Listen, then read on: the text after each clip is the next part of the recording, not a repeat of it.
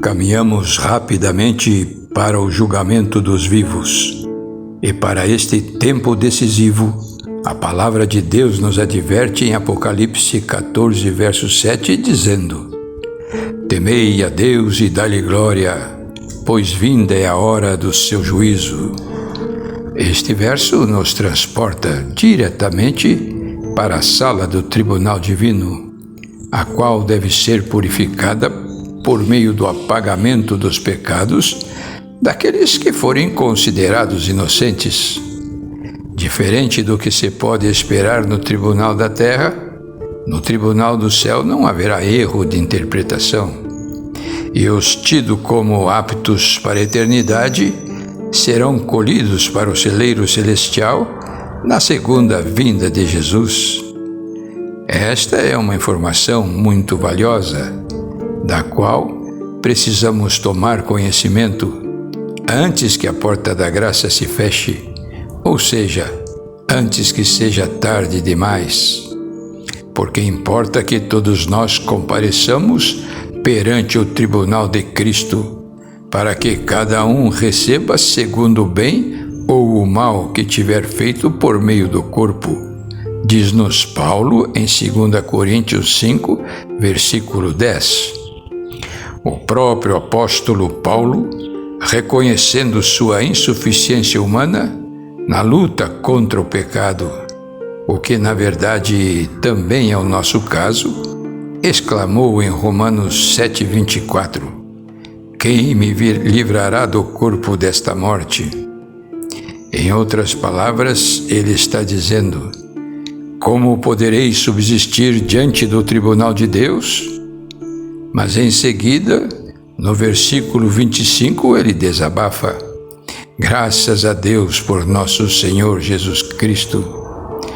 Para avaliar melhor esta aparente contradição entre a necessidade da obediência aos mandamentos da Torá e a salvação pela graça, achamos por bem incluir dois anexos ao tema do santuário: a análise do capítulo 8 de Romanos, a qual nos permite conciliar as duas últimas alianças de Deus com a humanidade, a do Sinai, com base na observação dos 10 mandamentos, e a da cruz, com base na graça divina.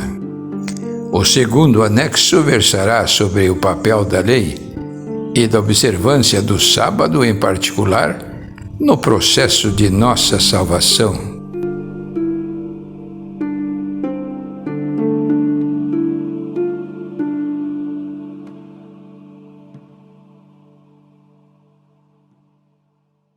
Boa noite, meus amados irmãos. Bem-vindos ao canal Franz Profecias. Antes de entrarmos no novo tema, resolvemos examinar o capítulo 8 de Romanos, porque ele está cheio de informações importantes para nós, que muito em breve estaremos passando pelo julgamento dos vivos.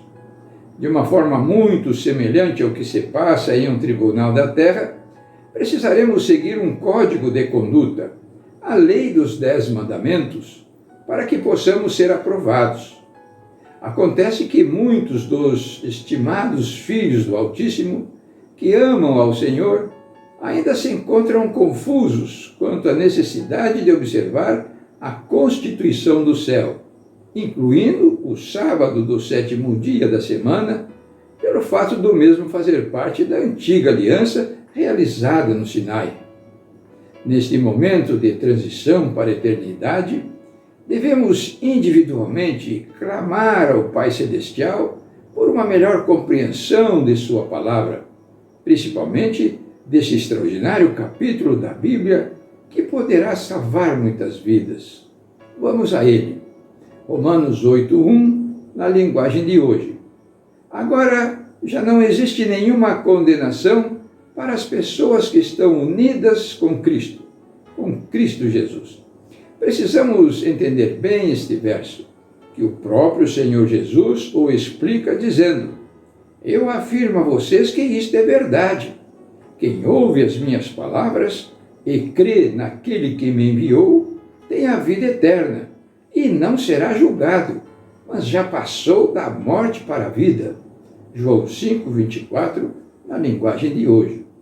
Jesus veio ao mundo como um homem comum, de carne e sangue, para provar que o homem pode ter uma restauração completa do pecado, conforme Romanos 8, 2 e 3, na linguagem de hoje.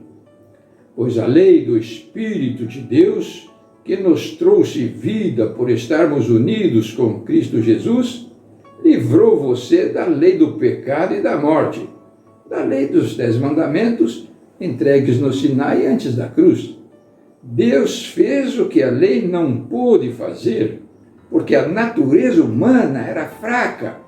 Deus condenou o pecado da natureza humana enviando o seu próprio Filho, que veio na forma de nossa natureza pecaminosa, a fim de acabar com o pecado.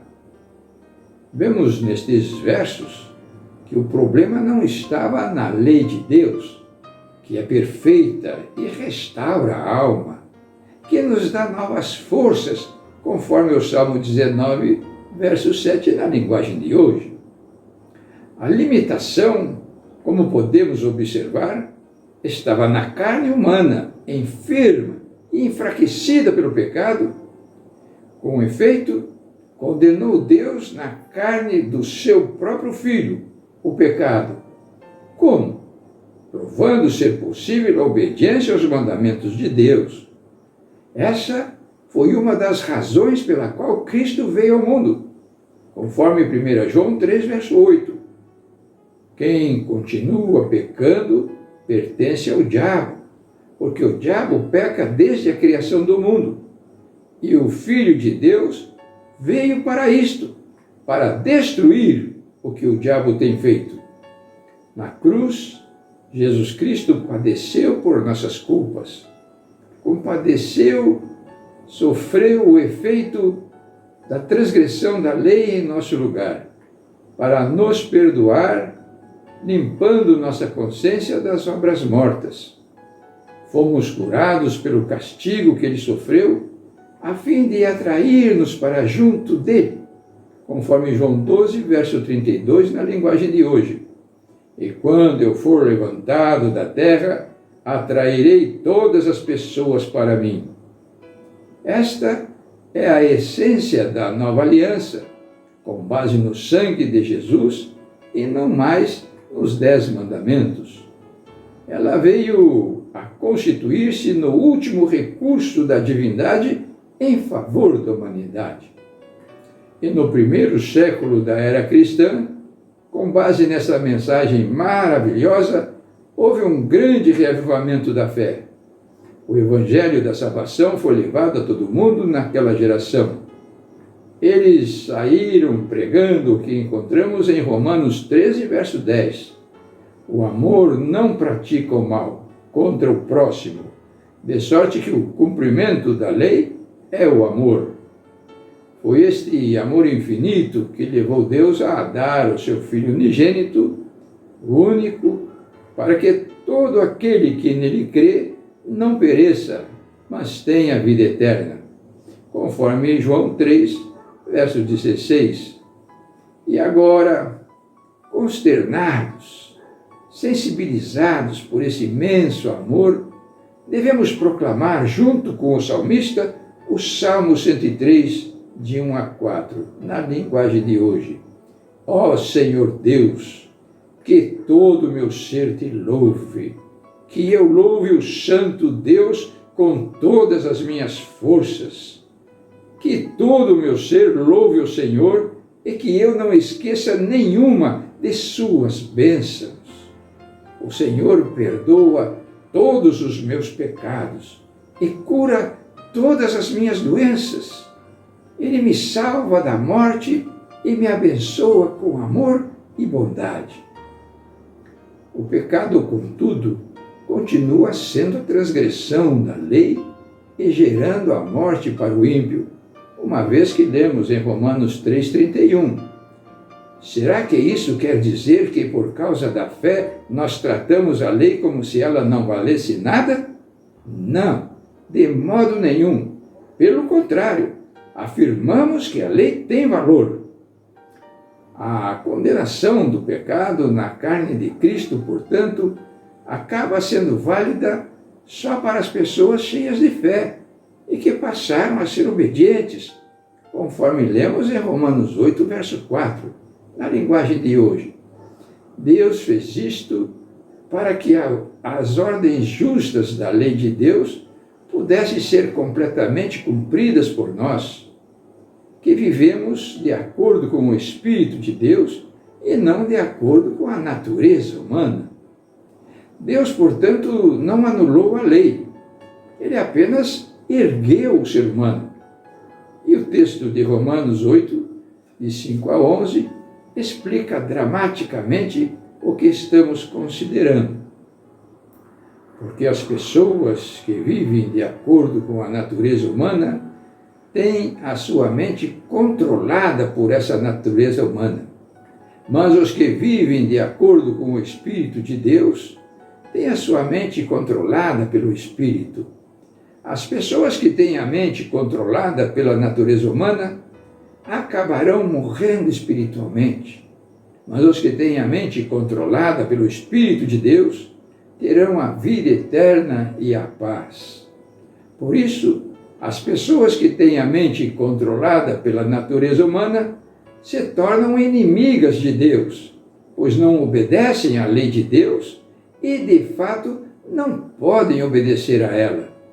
As pessoas que vivem de acordo com a sua natureza humana não podem agradar a Deus.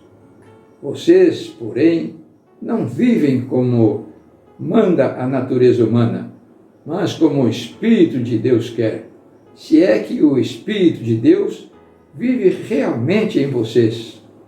Quem não tem o Espírito de Cristo não pertence a Ele. Mas se Cristo vive em vocês, então, embora o corpo de vocês vá morrer por causa do pecado, o Espírito de Deus é vida para vocês, porque vocês foram aceitos por Deus. Se em vocês vive o Espírito daquele que ressuscitou Jesus, então aquele que ressuscitou Jesus, Cristo, dará também vida ao corpo mortal de vocês, por meio do seu Espírito que vive em vocês. Precisamos encerrar por aqui. No próximo vídeo, concluiremos o anexo 1. Fiquem com Deus e meditem na nossa música especial de hoje. Tchau!